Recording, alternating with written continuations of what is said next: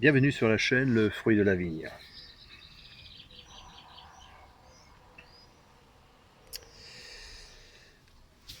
Comme beaucoup de Français, puisque là on va parler du catholicisme aux témoins de Jéhovah, comme beaucoup de Français, dont je suis issu, puisque je suis franco-français de génération en génération, la tradition veut qu'un enfant soit baptisé à sa naissance, soit baptisé catholiquement et fasse son catéchisme pour faire ses communions et ensuite sa confirmation. Il est vrai qu'aujourd'hui, j'en suis reconnaissant à mes parents, mais qu'à l'époque, c'était pas le cas. Que cette période dans le catholicisme, même si elle se montrait intéressante, j'avoue que ça ne m'intéressait aucunement d'aller le mercredi matin, alors que c'était un jour de repos, où je pouvais aller m'amuser, d'être obligé d'aller m'instruire. Et oui, déjà que j'étais pas spécialement doué à l'école, si en plus, pendant mes congés, il fallait que j'aille bosser, ça ne m'intéressait pas du tout. Et oui, d'autres s'amusaient pendant que moi j'étudiais. Alors c'est vrai que l'école n'était pas mon fort, mais en plus du mercredi matin, mes parents, pendant cette période où je devais me préparer pour mes communions, eh ben, le dimanche matin, il me fallait aussi me rendre à l'église, à la messe.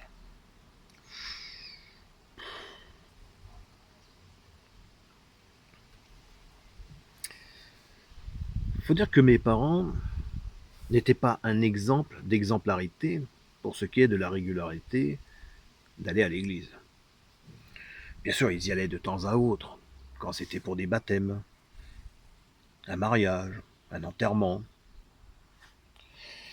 Alors pourquoi me forcer à me rendre dans un endroit où je ne l'appréciais pas, où j'avais l'impression de ne pas l'apprécier?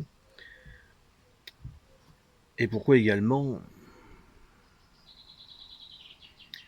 me demander de prendre du temps à nous expliquer qui était le Seigneur, alors que l'école m'enseignait bien autre chose?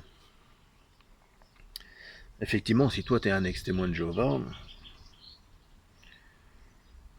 parallèlement à ce que je viens de dire, tu peux être dans le même cas. C'est-à-dire que tes parents t'ont obligé à étudier la vie religieuse. Même si elle concernait Jéhovah, Jésus, tu as dû étudier. Tu ne pouvais pas aller fréquenter n'importe quel pote, aller à une boum, boire, flirter ou autre, ou simplement donner du temps libre à autre chose qu'à l'église. La tradition catholique, telle que moi-même je l'ai vécue, et là je vois par rapport à des personnes de mon âge,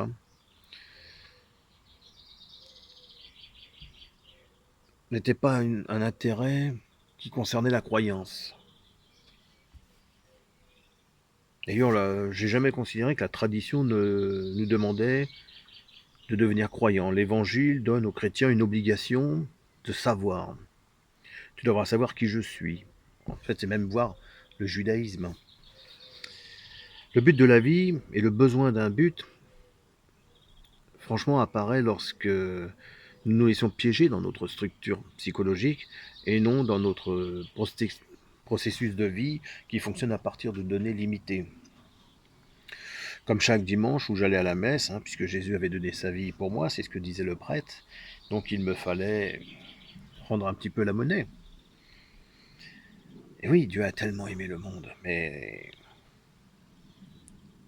qu'est-ce qu'il peut aimer sur l'homme, Dieu? Est-ce qu'il aime l'homme lui-même ou le fait de l'avoir créé?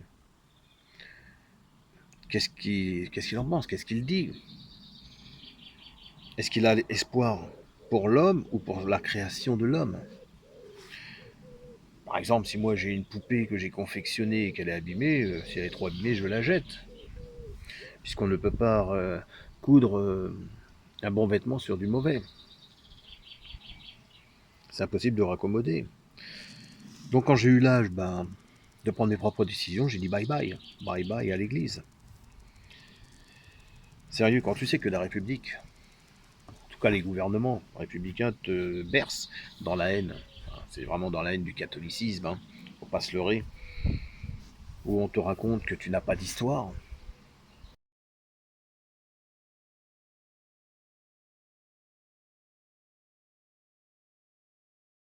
La culture française, il y a eu beaucoup de débats sur le sujet de la culture française. Je profite pour faire une petite parenthèse. Je voyais les tracts que certains camarades distribuaient à l'entrée du building, très gentiment pour vous expliquer toutes les raisons pour lesquelles j'étais un odieux personnage. Ils disaient « Emmanuel Macron, il ne croit pas à la culture française ». Bon, c'est défendu généralement par des gens qui ont oublié de lire, pensent que la culture française relève, je cite le programme d'un de mes opposants, de l'art français. Bon. J'ai dit, il n'y a pas une culture française. Mais c'est la vérité, ou alors que ceux qui disent cela aillent me dire si Picasso, Chagall et quelques autres sont dans la culture française, dans leur définition. Parce que moi, l'art français, je ne l'ai jamais vu. Il y a des cultures, et il y a bien une culture qui est en France. Nous avons notre culture, notre littérature, notre peinture, nos valeurs qui vont avec, notre langue, qui est ce qui nous tient. Et c'est la fierté de ce pays. Mais cette culture s'est toujours vécue avec des racines profondes, mais comme éminemment ouverte, généreuse, accueillant les talents de l'étranger. Et qu'est-ce qui a fait la littérature française, la peinture française, la musique française, la danse française, la capacité à faire émerger des génies de notre pays, mais à chaque fois d'agréger des talents de l'étranger, comme le font d'ailleurs des pays aujourd'hui avec la recherche haute. Cédric ne me contredira pas quand on parle de la recherche en Grande-Bretagne. Et donc, ce qu'il faut voir, c'est que celles et ceux qui prétendent défendre aujourd'hui la culture française, en la rétrécissant à une culture, oublient totalement ce qui nous a fait. J'aime plus que tout notre langue, notre culture, ce qui fait ce trésor. Mais en même temps, elle a toujours été ouverte. Elle s'est toujours construite dans la capacité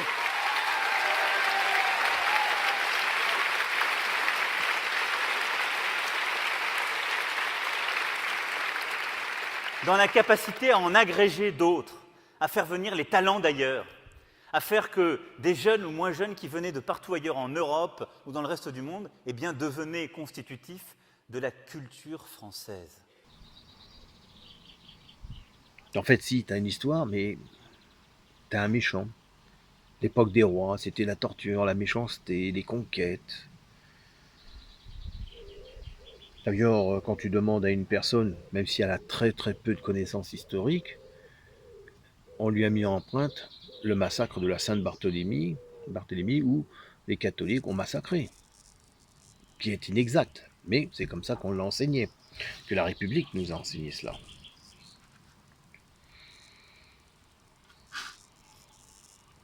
C'est vrai que lorsqu'on parle de la France, surtout l'époque des rois, on parle des atrocités faites par les religions.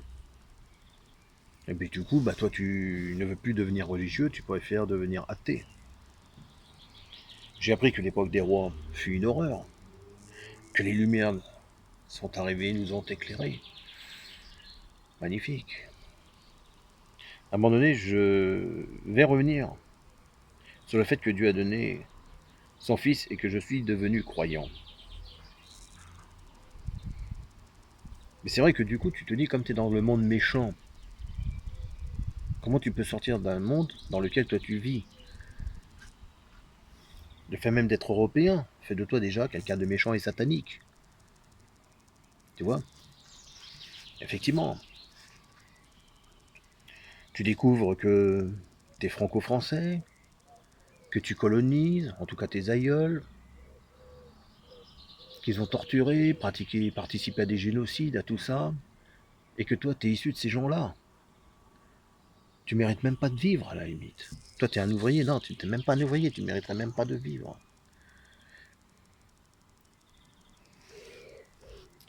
Et puis du coup, ben, j'ai découvert les témoins de Jéhovah. C'est vrai, lié par rapport à mon fils, mais je découvre que les témoins de Jéhovah, c'est une religion de paix. Qui plus est, me disent qu'ils ne font pas partie du monde. Ce monde même où moi, franco-français, horrible colonisateur, dont mes aïeuls ont participé à ces génocides, surtout par les catholiques qui forçaient la conversion. Ah ouais, si vous êtes témoin de Jéhovah, vous faites partie de ce monde. Moi qui suis dans le monde avec toutes mes casseroles, en plus un père qui était parachutiste, médaillé militaire, qui a participé à la guerre d'Algérie, mais quelle atrocité. Et ouais, quand vous êtes gamin, en tout cas moi quand j'étais gamin, puisque j'ai fréquenté une grande partie de ma jeunesse les anciens combattants, j'ai jamais vu dans le regard de ces anciens combattants des gens qui avaient la haine vis-à-vis d'un ennemi quelconque. C'est des gens qu'on a envoyés au casse-pipe et puis après on leur dit voyez ce que vous avez fait. Moi j'ai aimé cette France, mais la République m'a appris qu'il ne faut pas l'aimer cette France. Plutôt à l'avoir en révulsion par inflammation psychologique de cette France qui veut dire être libre. Non, tu n'es pas libre, tu es lié au mal par tes ancêtres. Donc effectivement, une salle du royaume m'a ouvert sa porte. Je suis sorti du monde pour devenir témoin de Jéhovah. Un monde où il n'y a pas la guerre, mais la paix. Alors que l'ensemble des autres religions sont guidées par Satan à la destruction. Ils sont voués à cette destruction. Et là, je suis monté en compétence. Et oui, à un niveau de morale bien supérieur à l'ensemble de ces personnes qui vivent dans le monde, quel que soit leur diplôme. J'étais exemplaire, ministre de Dieu. Je venais cogner à une porte, et en plus la personne osait me dire ah non, ça m'intéresse pas. Comment ça t'intéresse pas? Moi, Luc, je viens cogner à ta porte, toi ça t'intéresse pas. Tu préfères être là, à t'amuser, à jouer, alors que la fin du monde arrive. Tais-toi, tais-toi. Sérieux. À ce moment-là, je pensais réellement être sorti du monde. En tout cas, lorsque moi je faisais du porte-à-porte, il n'y avait pas d'hypocrisie de ma part d'annoncer la bonne nouvelle aux gens. Je croyais aux évangiles, à la naissance de Jésus, à sa venue, et qu'à un moment donné, il ferait le nécessaire pour nous. J'y croyais et j'y crois. Attention, et j'y crois. Hein, j'allais pas taper hypocritement aux portes des gens pour dire ouais mais je faisais parce qu'il fallait le faire. Non, non, c'est vrai que j'avais pas spécialement envie de sortir cogner aux portes, mais quand j'étais face à des gens, ma pensée et mon cœur étaient ouverts à ces gens-là et j'étais sincère. Mais à un moment donné, effectivement, je pensais être sorti du monde et le monde m'a rattrapé. Mon amour pour la France m'a rattrapé. Ma passion de l'histoire de France m'a rattrapé. Le mensonge des professeurs que j'ai pu avoir à l'école, bon, ils mentaient, eux, ils donnaient, un prof donne par rapport à ce qu'on lui a enseigné, par rapport à des livres qu'il doit enseigner. Hein. Eh bien, ce mensonge-là, c'est vrai qu'il m'avait fait détester ce que je suis, mon identité, d'être français, d'être blanc, d'être européen, d'être un colonialiste et autres. Que dire?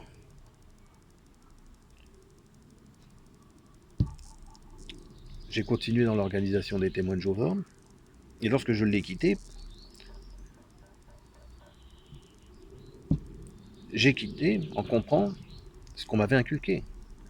Les témoins de Jéhovah sont une religion de paix, mais si vous quittez l'organisation, vous ne recevez plus la paix, puisque vous êtes de nouveau dans le monde. Donc sur la deuxième partie que je vais vous présenter, nous allons un peu rentrer dans l'histoire de France. Et vous allez comprendre la doctrine de la Watchtower face à un roi de France. Ah ouais, je sais, vous allez me dire, l'époque des rois par rapport à Charles XIII, il n'y avait plus de roi. Alors vous allez comprendre cette doctrine qui revient actuellement en force et qui amène sur elle une destruction. Et vous comprendrez pourquoi j'ai quitté un moment l'église catholique pour me tourner vers les témoins de Jéhovah, où je me rends compte qu'il y a des points doctrinaux qui sont exactement pareils. D'accord? Allez, je vous dis dans la deuxième partie, à tout de suite. Au revoir.